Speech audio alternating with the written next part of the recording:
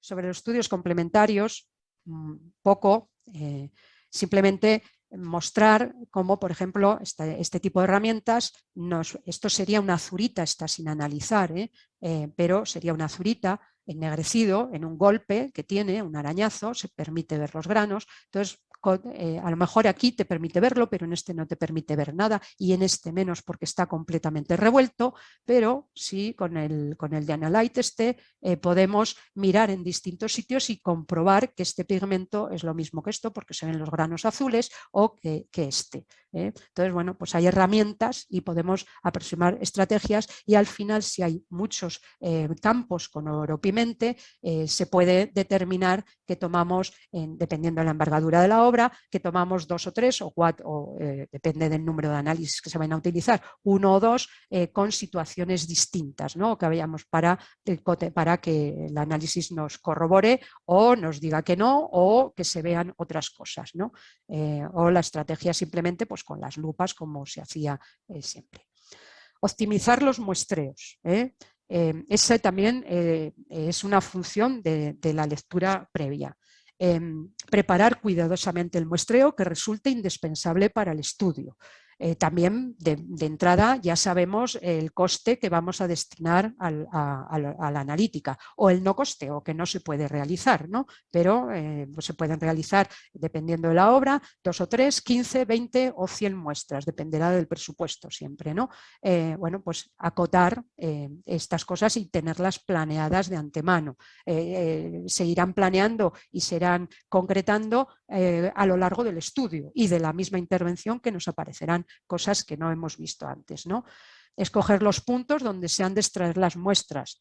Aquí se está haciendo ese trabajo y además aquí se cogieron, por ejemplo, para las tábicas, aquellas que tenían distintos modelos con distintos pigmentos, tenían escudos, pero tenían repintes y tenían manchas y tenían cosas que no entendíamos. Entonces, de las propias tábicas pero nosotros mismos primero determinamos en dónde queríamos tomar para tener la información exacta y también una información más clara y concreta de lo que queríamos. Si la toma la realiza el propio laboratorio, que a veces es así, el químico, convendría tener seleccionadas varios puntos cuando hay un punto que te interesa, un pigmento o una secuencia o una alteración o lo que, o lo que quieres saber, ¿no?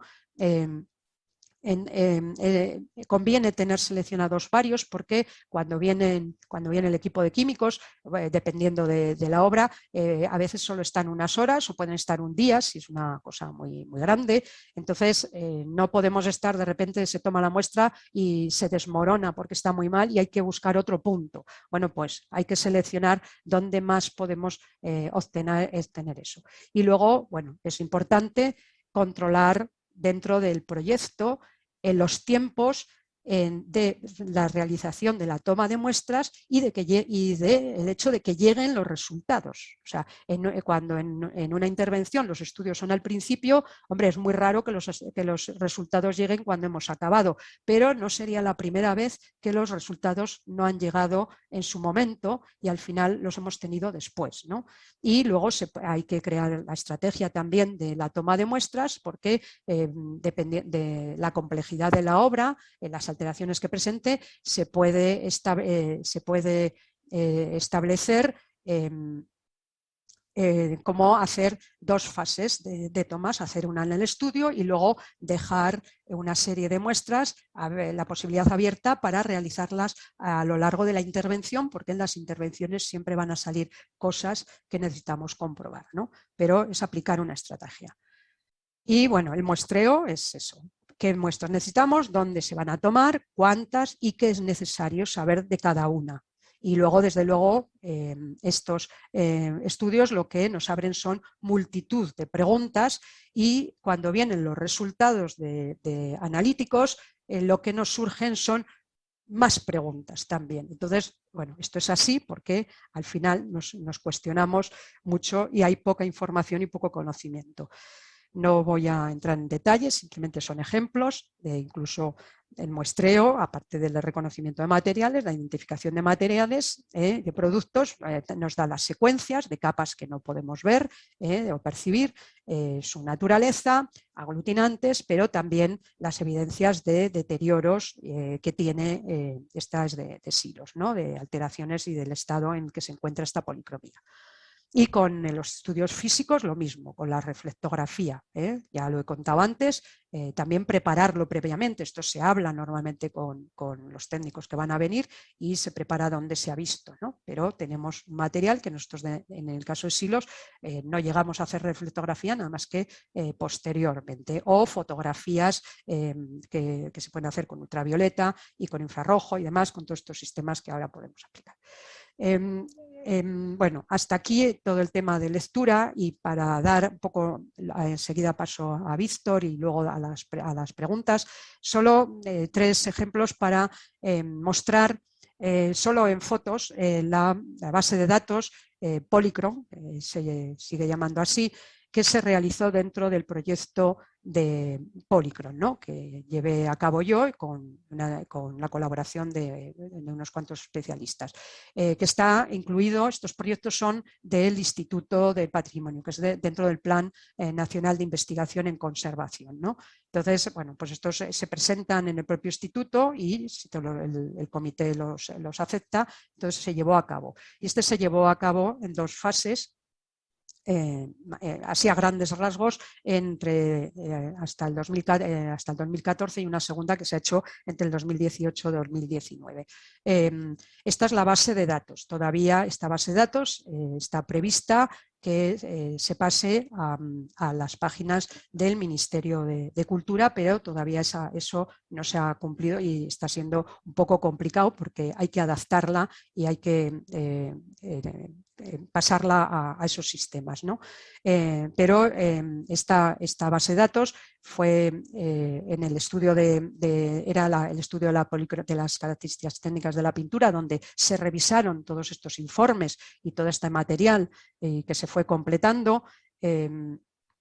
Una de las cuestiones era hacer una base de datos, pero que en principio se iba a hacer solo para manejar el material y mientras estábamos con el tema y bueno, tener recogido ahí la información. Pero ya al inicio del proyecto y mientras íbamos ya empezando a recopilar la información y a revisar todo, vimos o alguien me informó que en el propio instituto estaba en papel el inventario que había hecho Enrique Nuere en el año 83.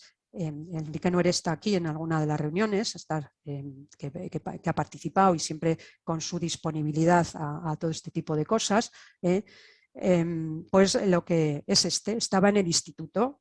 Entonces, bueno, pues al final viéndolo y eso, yo presenté la posibilidad a la dirección del instituto en aquel momento ya que íbamos a hacer una base de datos, aunque no era con esa función exactamente, si ya que hacíamos el esfuerzo podíamos, no sería interesante incluir la base, todo el inventario de Enrique Nuere, en esa catalogación ese inventario que había hecho, que tenía 12.000 apuntes de techumbres en toda España, si se podía incluir en la base de datos y sacar un producto del proyecto, digamos, que fuera más útil para todo el mundo, ¿no? Entonces, bueno, y se planteó hacerlo para que fuera de consulta pública, pero también para especialistas. Bueno, todo eso es las cosas que se llevaron a cabo, entre otras cosas, estas son las personas que participaron, también el Centro de Estudios Mudéjares de Teruel, con Gonzalo Borrás a la cabeza, y estas personas que colaboraron, y bueno, toda la lista de Angélica Landaluce, María Puertolas, Maite Barrio, John, Imanol y los equipos que trabajaron.